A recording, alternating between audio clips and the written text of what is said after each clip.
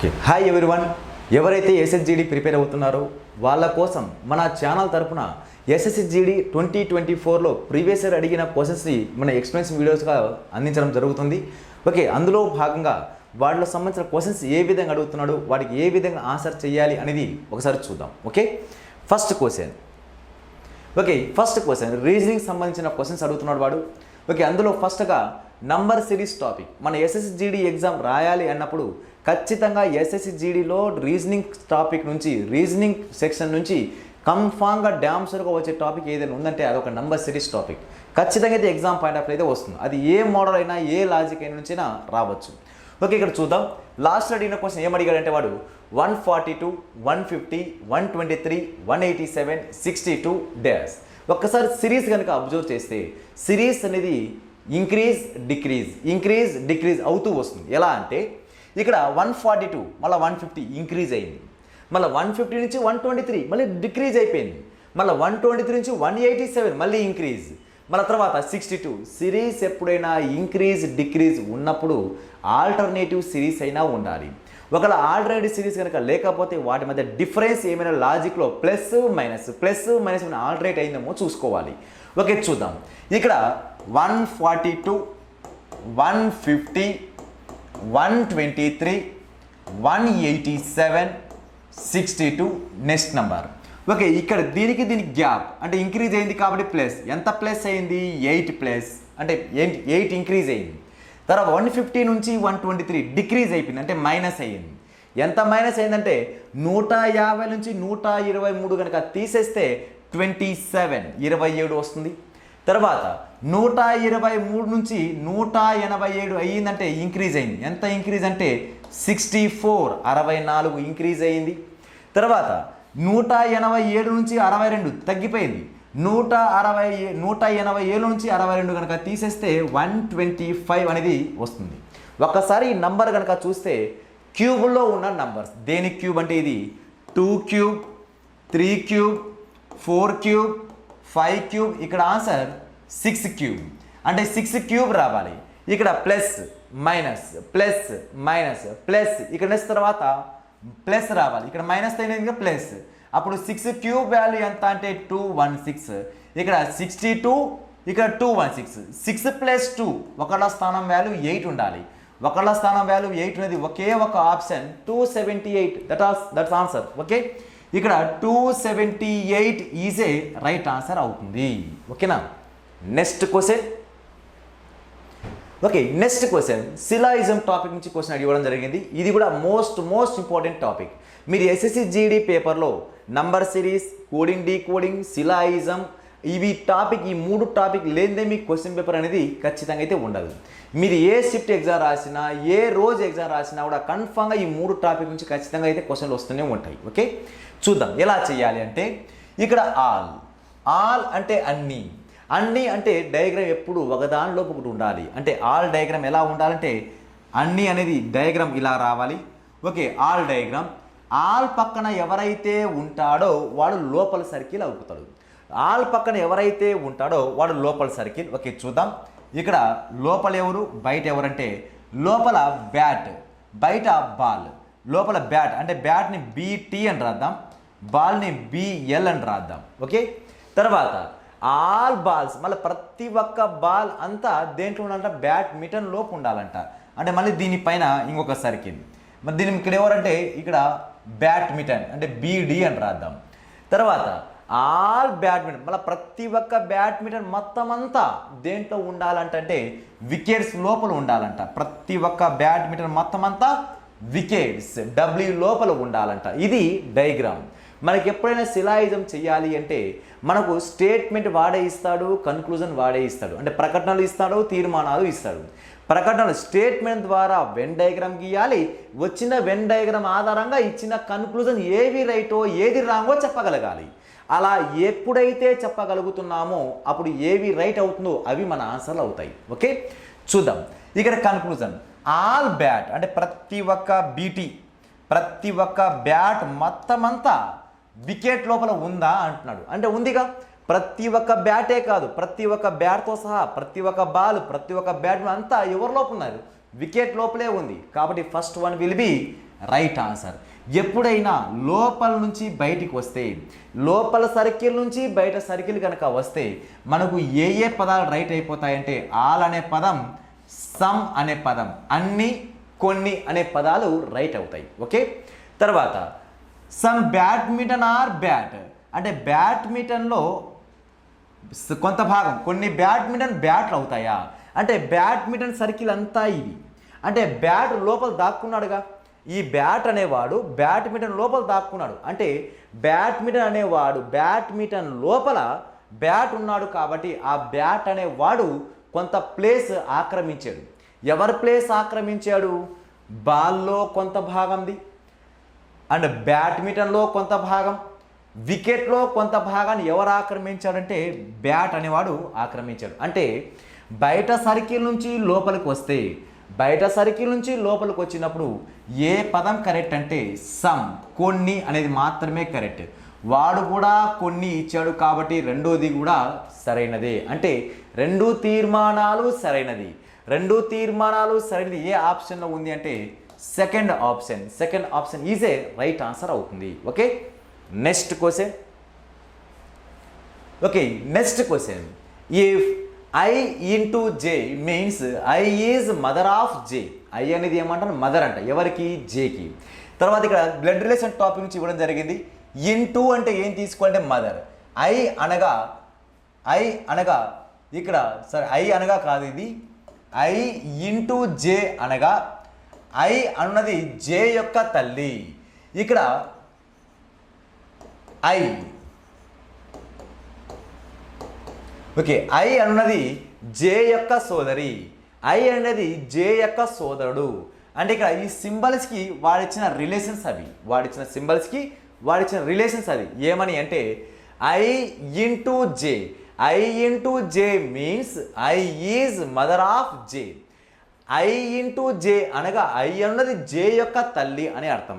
అంటే ఇప్పుడు ఇంటూ వచ్చినప్పుడల్లా మదర్ తీసుకోవాలి, తర్వాత ప్లస్ వచ్చినప్పుడల్లా హస్బెండ్ తీసుకోవాలి, డివైడెడ్ బై వచ్చినప్పుడల్లా సిస్టర్ తీసుకోవాలి, మైనస్ వచ్చినప్పుడల్లా బ్రదర్ తీసుకోవాలి. అంటే ఇక్కడ ఎవరు రిలేషన్ తెలిసేలా ఉందంటే first person I is mother. I is అంటే ఫస్ట్ పర్సన్ తెలిసేలా ఉంది కాబట్టి ఇప్పుడు మన ఆన్సర్ ఏమడిగాడంటే వాడు how is Q related to Z. How is Q related to Z అని అన్నాడు వాడు. How is Q related to Z in the expression of Q divided by X plus Y into Z.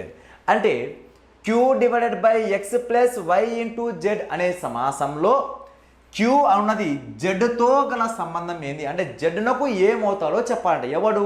Queue అనేవారు. Queue అనేవారు జెడ్కి ఏమవుతారో చెప్పాలి. Z ప్లేస్లో మనం ఉండాలి.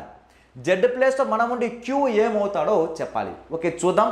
దీనికి ఫ్యామిలీ ట్రీ డయాగ్రామ్ గీసి ఆన్సర్ చేయొచ్చు, లేక పెన్ పేపర్ పెట్టకుండానే ఆన్సర్ లేపేయచ్చు. అంటే ప్రొవిజర్ ప్రకారం చేయొచ్చు, షార్ట్ కట్ ప్రకారం కూడా చేయొచ్చు. ఓకే, ఫస్ట్ ప్రొవిజర్ ప్రకారం చూద్దాం. ఇక్కడ వాడు రిలేషన్ ఏమి ఇచ్చాడు అంటే ఇక్కడ Q divided by X plus Y into Z. Okay, divided by అంటే ఏముంది? సిస్టర్. ఇద్దరు సిస్టర్ ఎవరు? క్యూ అనేది చెల్లెలు, క్యూ అనేది సిస్టర్. ఎవరికి అంటే ఎక్స్ యొక్క సిస్టర్. సిస్టర్ అంటే పక్కనే వస్తారు. క్యూ సిస్టర్ కాబట్టి మైనస్ సింబల్, అంటే మేల్ వస్తే ప్లస్ పెట్టండి, ఫిమేల్ వస్తే మైనస్ సింబల్ తీసుకోండి. ఓకే, తర్వాత ప్లస్ సింబల్ అంటే హస్బెండ్. ఇద్దరిలో హస్బెండ్ ఎవడు? ఎక్స్ అనేవాడు హస్బెండ్. ఎక్స్ అనేవాడు హస్బెండ్. ఎవరి యొక్క హస్బెండ్ అంటే వై యొక్క హస్బెండ్. అప్పుడు వై ఆటోమేటిక్గా వైఫ్ అయిపోతుంది. వై ఎవరికి యొక్క వైఫ్ అంటే ఎక్స్ వాళ్ళ వైఫ్. తర్వాత ఇంటూ సింబల్ వచ్చి మదర్. ఇద్దరిలో మదర్ ఎవరు? వై అనేది తల్లి అంట. వై అనేది ఏంది? తల్లి. వై ఆడి తల్లి. ఎవరికి తల్లి? జెడ్కు తల్లి. వై జెడ్ యొక్క తల్లి అయినప్పుడు ఎక్స్ జెడ్ యొక్క ఏమవుతాడు? తండ్రి అవుతాడు. అంటే వీళ్ళిద్దరు సంతానం ఎవరు అంటే జెడ్. వీళ్ళిద్దరు సంతానం ఎవరు అంటే జెడ్. అంటే జెడ్ ప్లేస్లో నువ్వు ఉండాలి, ఈ క్యూ ఏమవుతుందో చెప్పాలి. జెడ్ ప్లేస్లో నువ్వు ఉంటే క్యూ ఎక్స్ ఏమవుతాడు? ఫాదర్ వాళ్ళ సిస్టర్. అంటే ఫాదర్ సిస్టర్ మేనత్త, నాన్న వాళ్ళ చెల్లెలు. నాన్న వాళ్ళ చెల్లెలు మనకి ఏమవుతుందంటే మేనత్త అవుతుంది. అంటే తండ్రి యొక్క సోదరి అనేది మన రైట్ ఆన్సర్ అవుతుంది. ఇది ప్రొవిజర్ ప్రకారం చేసే విధానం. ఎగ్జామ్ పాయింట్ ఆఫ్ వ్యూ ఇంత అవసరం లేదు. జస్ట్ మన కుటుంబాన్ని ఇక్కడ వాడాలి. ఎలా అంటే చూద్దాం. షార్ట్కట్లో ఏ విధంగా చేయాలి అంటే Q divided by X plus Y into Z. ఇక్కడ ఎవరి ప్లేస్లో మనం ఉండాలి అంటే టూ పక్కన ఎవరైతే ఉంటాడో ఆ ప్లేస్ మనది. తెలుగులో తో అనే పదం కానీ లేక నకు అనే పదం కానీ ఎక్కడైతే ఉంటుందో వాళ్ళ ముందర ఎవరైతే ఉంటారో ఆ ప్లేస్ మీదని ఫిక్స్ అయిపోవాలి. ఓకే, ఇప్పుడు జెడ్ ప్లేస్లో మీరున్నాం అంటే మనం ఉన్నాం. ఇప్పుడు మన కుటుంబం వాళ్ళంటే మనం ఇన్వాల్వ్ అవ్వాలిగా. జెడ్ ప్లేస్లో మనం ఉన్నాం. ఓకే, ఇప్పుడు ఇంటూ అంటే మదర్. అంటే మీ మదర్ ఎవరు? మీ మదర్ వచ్చి వై. అంటే మన మదర్ ఎవరు అంటే వై. మన మదర్ వాళ్ళ హస్బెండ్ మనకి ఏమవుతాడు అంటే ఫాదర్ అవుతాడు. మన మదర్ వాళ్ళ హస్బెండ్ మనకి ఏమవుతాడు అంటే ఫాదర్ అవుతాడు. ఓకే, తర్వాత డివైడెడ్ బై అంటే సిస్టర్. ఓకే, ఇక్కడ డివైడెడ్ బై అంటే సిస్టర్. మీ హస్బెండ్ యొక్క సిస్టర్ అంటే హస్బెండ్ యొక్క సిస్టర్ మన ఫాదర్ యొక్క సిస్టర్ మనకి ఏమవుతుందంటే ఫాదర్ యొక్క సిస్టర్ ప్యాటర్నల్ ఆంట్ మేనత్త అవుతుంది. ఆ మేనత్త ఇక్కడ ఇవ్వలేదు, ఫాదర్ సిస్టర్ అనే ఆప్షన్ ఇచ్చాడు కాబట్టి ఇదే మన రైట్ ఆన్సర్ అవుతుంది. అంటే ఎగ్జామ్ పాయింట్ ఆఫ్ వ్యూ చేయాల్సిన పద్ధతి ఇది. ఓకే, ఇది కాకుండా పైన విధంగా చేయొచ్చు. కాకపోతే 1 నిమిషంలో చేయవలసిన ఆన్సర్ మీరు 5 నిమిషాల్లో చేసుకుంటారు. అంటే మనం ఎగ్జామ్లో మనం మోస్ట్ ఇంపార్టెంట్ ఏం నేర్చుకోవాలంటే టైం తగ్గించుకోవడం ఎలా నేర్చుకోవాలి. మీరు టైం నేర్చుకుంటేనే మనకు 80 బిట్స్ 80 క్వశ్చన్లు ఎగ్జామ్లో 60 నిమిషాలే టైం అంటే 1 అవరే టైం. ఈ 1 అవర్లో ఎవరైతే సక్రమంగా టైంని యూటిలైజ్ చేసుకుంటారో వానికి జాబ్ వస్తుంది. వాడు ఒక క్వశ్చన్ దగ్గరే 20 నిమిషాలు ఉన్నాడు అంటే జాబ్ కాదుగా ఎక్స్పీరియన్స్ అయితే వస్తుంది. కాబట్టి మనకు జాబ్ రావాలంటే అన్ని క్వశ్చన్ అటెండ్ చేయాల్సిన అవసరం లేదండి. కొన్ని క్వశ్చన్ వదిలేస్తే జాబులు వస్తాయి. అలా కొన్ని క్వశ్చన్ ఏవేవి లెంతీగా ఉన్నాయి వీటికి టచ్ చేస్తే 5 నిమిషాలు మినిమం టైం వేస్ట్ అయ్యే విధంగా అనిపిస్తే అలాంటి క్వశ్చన్ వదిలేయడం best. Okay, next question coding decoding నుంచి ఇవ్వడం జరిగింది. ఓకే, ఏ విధంగా ఇచ్చాడో చూద్దాం. In a certain code language lamp is coded as IWJL. What is the code for logs LOGS in that code language? అంటే ఒక నిర్దిష్ట కోడ్ భాషలో ల్యాంప్ యొక్క ల్యాంప్ను ఏ విధంగా రాశాడంటే IWJLగా రాసినట్లయితే అదే భాషలో లాగ్ యొక్క కోడ్ ఏంది అని అంటున్నాడు వాడు. ఓకే, లాగ్ యొక్క కోడ్ చూద్దాం. ల్యాంప్ LAMP, దీని యొక్క డి కోడ్ వచ్చి IWJL. ఫస్ట్ ఆఫ్ ఆల్ వీటికి ప్లేసెస్ నెంబర్ రాయడం మీకు రావాలి. ప్లేసెస్ నెంబర్ అంటే ఎల్ యొక్క నంబర్ 12, ఏ యొక్క నంబర్ 1 ఆర్ 27 అంటే 26 వరకు జెడ్. మళ్ళీ కంటిన్యూ రీసైకిల్ స్టార్ట్ చేయాలి. అంటే 27 తర్వాత మళ్ళీ 26 తర్వాత మళ్ళీ 1 అంటే 27 వస్తుంది. అంటే 27 అన్నా కరెక్టే, 1 అన్నా కరెక్టే. తర్వాత మళ్ళీ ఎం అంటే 13, పి అంటే 16, ఇక్కడ ఐ అంటే 9, 23, 10, ఇక్కడ 12. ఇక్కడ ప్లేసెస్ నెంబర్ ఒక్కసారి అబ్జర్వ్ చేస్తే ఏ నంబర్ కింద అదే నంబర్ ఒకసారి అబ్జర్వ్ చేయండి.